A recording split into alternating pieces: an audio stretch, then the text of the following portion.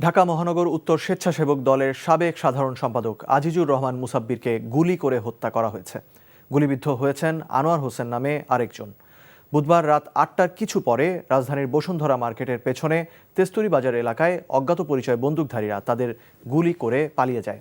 ঢাকা মহানগর পুলিশের তেজগাঁও বিভাগের এডিসি ফজলুল করিম জানান, স্টার কাবাবের পাশের গলিতে দুজনকে গুলি করা হয়। এতে মুসাব্বিরের পেটে ৩টি গুলিবিদ্ধ হয়। তাকে বিআরবি হাসপাতালে নেওয়া হলে ডাক্তাররা তাকে মৃত ঘোষণা করেন। আর আহত আনোয়ারকে হাসপাতালে চিকিৎসা দেওয়া হচ্ছে। কারা মুসাব্বিরকে গুলি করেছে তা তদন্ত করছে পুলিশ। মারা গেছে কে? আজিজুর রহমান মুসাব্বির।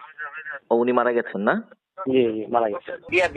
আর সাথে যে ছিল সে সে আহত, তাকে ঢাকা মেডিকেলে রেফার করে।